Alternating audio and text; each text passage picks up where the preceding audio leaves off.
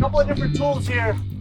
The sure set can be used for driving posts on long lines of fence.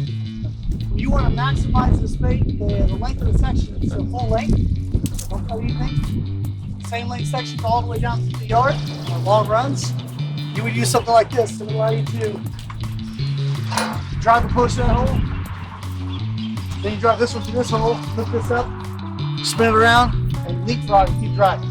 That keeps your spacing perfectly, okay? Fast, easy, no measuring, right? Now, more often than not, we're not using a tool like this because we're in backyards. That might be 60, 80 feet turn, 120 feet the other way turn. We recommend that you cut all the sections. One, it looks cleaner. That's one reason. It's more even, right? Rather than going, like if you ever had a line of fence that was 66 feet, or 8 foot on centers, I would not want to see you go 8, 8, 8, 8, 8, 8, 64 in a 2 foot piece.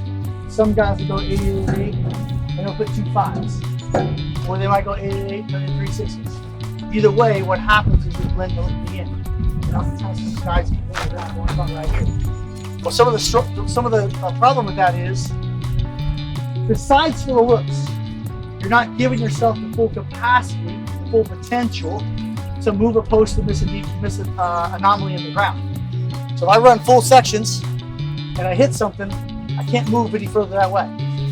I have full sections. Everything on my 66 feet of fence, I can have this much off every section and throw it away. But also, you can see how much to what? If I had to move, if I hit something, so we are worried about rocks. I promise we won't hit rocks in here.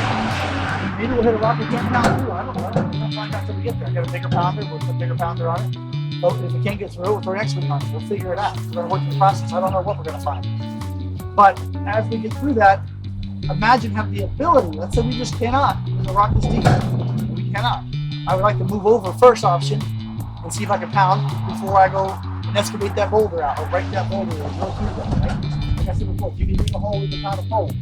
That'll work. But if you don't have to, right? So we're using the equalizer tool.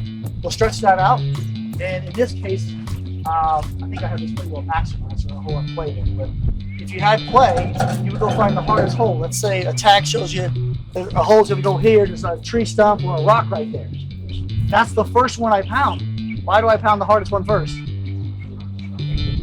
And then wherever it goes, what happens? I move the tag to it, and it blends that and blends that. If I just start there and get all the way to here, it's like, oh, damn, I can't get through there. I limited myself on the ability to flex the rest of it, right? So one of the secret sauces to no dig is, let's set ourselves up for the best chance of success